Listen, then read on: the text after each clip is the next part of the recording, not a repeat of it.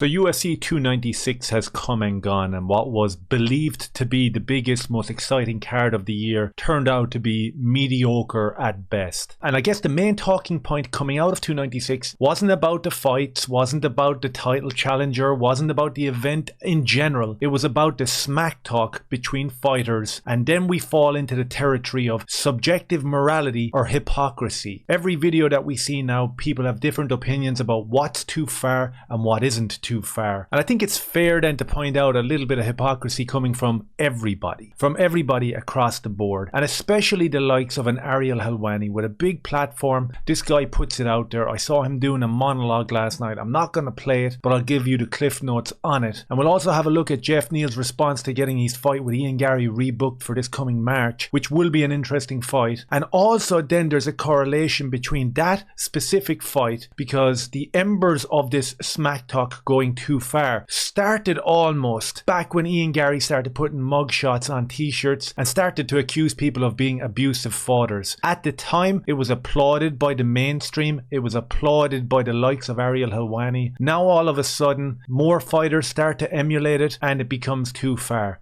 And that's what we're going to look at. We're going to look at what exactly is too far. Before we get into it, hit like, subscribe and share if you can. I'd really appreciate that. Cheers. One of the big talking points this weekend was the Dricus Du Plessis, Sean Strickland stuff. Dricus Du Plessis reacts to the crowd fight with Sean Strickland. I can't believe how easy it was to mentally trigger him.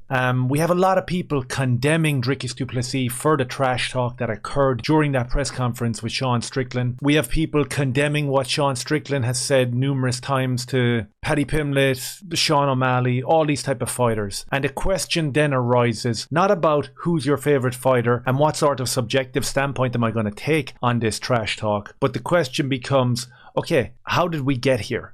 How did we get here, and do people actually enjoy it? This is a point that Ariel made last night. He came at it from a very hypocritical angle, to be honest with you. Coming from the guy who had Jake Paul, Logan Paul, Dylan Dennis on his show, getting the biggest numbers of his entire platform, he's perfectly fine to promote that sort of trash talk from Dylan Dennis. Dylan Dennis attacks Logan Paul's wife, whatever way you want to look at it, for a year, posting shit about her. I think it was all open source, and as long as it wasn't illegally obtained footage or messages, then it's out there. It's in the public. He can talk shit. I don't care. I'm not paying attention to the shit talk, to be honest with you. But Ariel was very happy to benefit off of that. He was even at all these events. He was trying to commentate over there very badly. So it seems very hypocritical that when we jump over to MMA, which he calls a cesspool and a car crash, very interesting angle when you look at the likes of Ariel Helwani or Luke Thomas. Top of the food chain when it comes to MMA media and MMA reporting. These guys seem to hate the sport, hate the fans that support it. And when you talk about Ariel, it just seems to be this ongoing vendetta against the UFC and against Dana White. And in his monologue last night, he condemned Dana White and the UFC in general for allowing Dricus Du Plessis and Sean Strickland to talk shit at each other, for allowing Colby Covington to talk shit about Leon Edwards. But the energy wasn't there when Ian Gary was talking shit about Neil Magny and about his family and accusing him of being a child abuser. Then we see a man like Neil Magny having to go through the judicial system, having to deal with what was said by another fighter during a press conference. That gets a pass for Ariel. And now a lot of people have been dogging on Ian Gary, and rightly so, but in the same breath, you have to keep the same energy when we move from Ian Gary to different fighters. It has to be the same energy across the board. And Ariel went off on this big long tangent, aiming it at the UFC, aiming it at Dana, saying that these people are disgusting, they shouldn't be allowed to fight. Dana's response to that is like, this is the fight game, this is what happens. Where do we sit in terms of seeing this shit talk, seeing it evolve and get dirtier and dirtier? Are we in the middle and we're just saying, okay, these guys are going to go in there and actually try kill each other? So the shit talk is almost irrelevant in terms of the fighter themselves. It just depends on how emotional a given fighter can get going in there. I think we all said it about Colby Covington's stupid line about Leon's father on the weekend. What was behind that? Is it because you're a trash and shit person? Well, if you hate Colby, that's the way you're going to think. And we saw Leon get extremely emotional during the press conference, during the weigh-in. He said he was going to go in there and absolutely demolish him for what he had said. And when it finally got down to the brass tacks of the actual sport and the fight, it was a passive enough fight.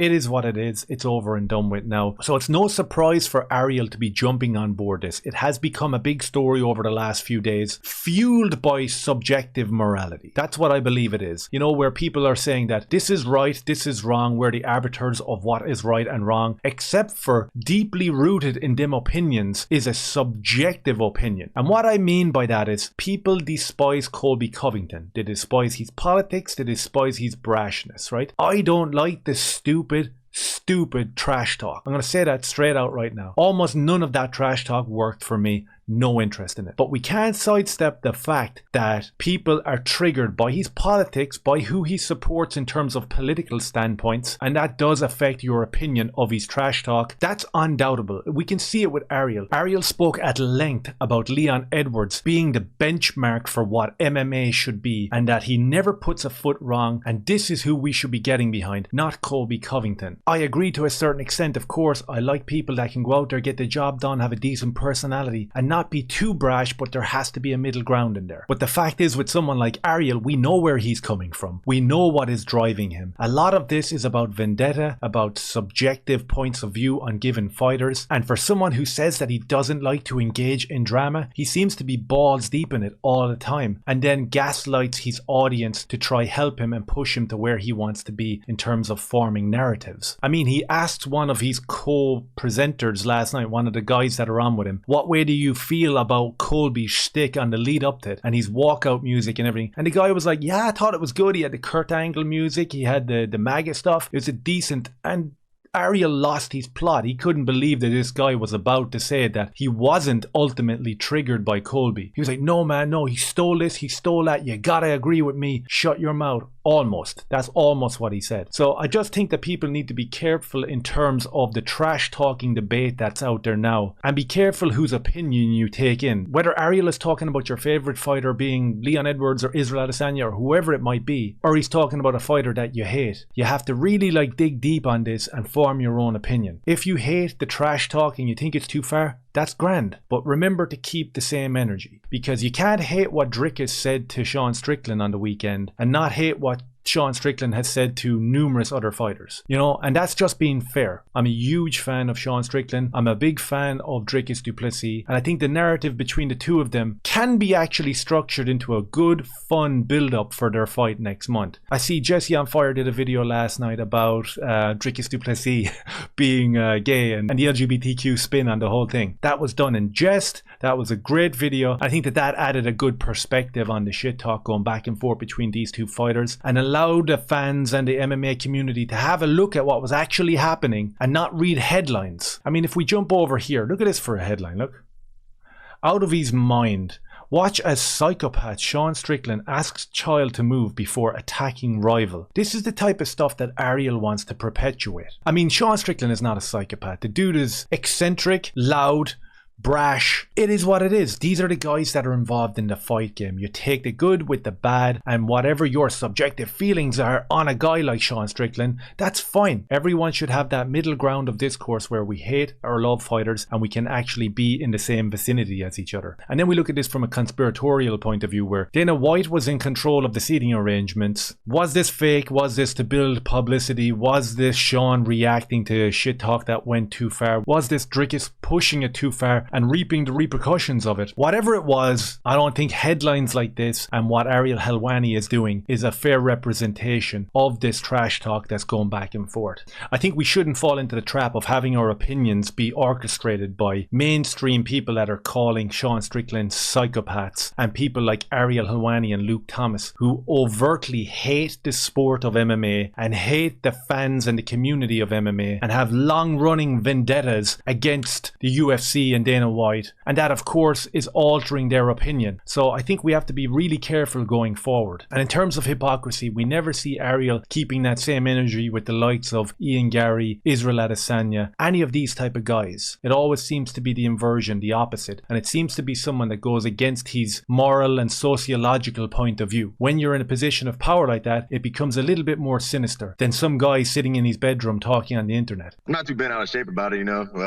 I'm just gonna punch him in the face when I see him, you know. So we got a date, and then March 7th, I'm just gonna beat him up. Did you ever talk to him about that? Because that was in early July that he did it, and you were still scheduled to fight him for like another month. Did you have any interaction with him? Nah, they ain't shit to talk about. We was gonna fight.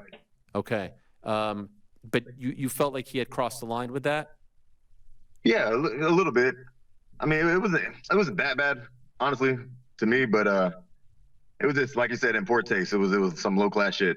Jeff Neal has been extremely calm here with that whole situation. And if we think about it and we don't jump to extremes exactly like what I've spoken about in this video, and we say, okay, Ian Garry put his mugshot on a t-shirt and wore it and sold it. How bad is that? In the larger scheme of things, it ain't that bad. That's a bit of hype. You're building the fight. That's okay, I think. What makes this story or the t-shirt more interesting is the fact that we know what went on in the background. This wasn't an organic grassroots thing that Ian Garry decided to do and he was in full control of it. We know that because we've seen the video of his wife deciding and telling him this is what we're going to do. And we saw her stand there and design it. So that's why that story became a big story. Isolated on its own, wearing a mugshot of a guy who got caught drinking and driving, it ain't that bad. But again, this does fall into the dichotomy of trash talking too far or not too far. So in all fairness, it's relevant to bring it up, and it's relevant for the likes of Helwani to be called out on it.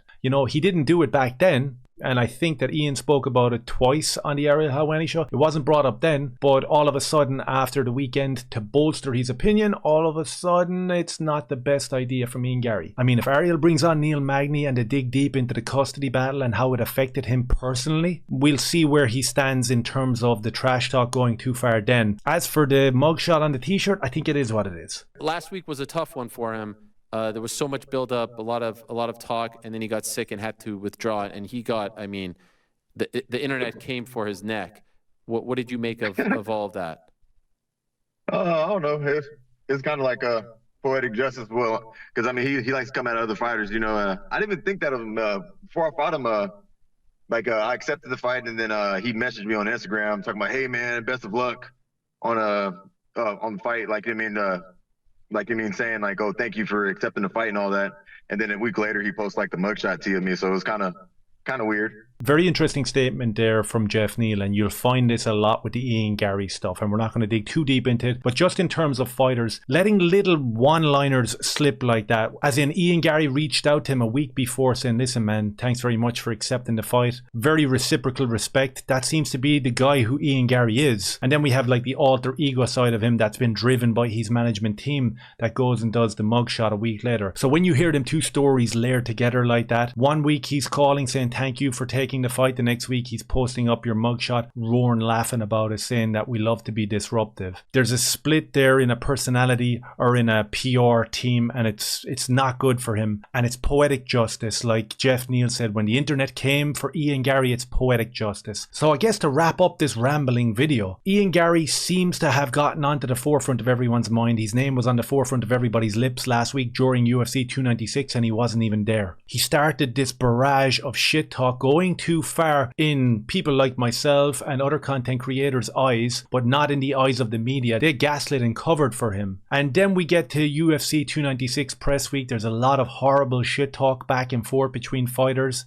Now it's too far. Now the Overton window has shifted in terms of what is allowed and what is respectful and what fighters should talk on the build up to a fight. So are we going to see the likes of Ariel Helwani backtracking, calling out Ian Garry for almost instigating this new form of trash talk? I don't know whether we're going to see that sort of change in the language. Let me know your thoughts down below. Poetic justice? I think so.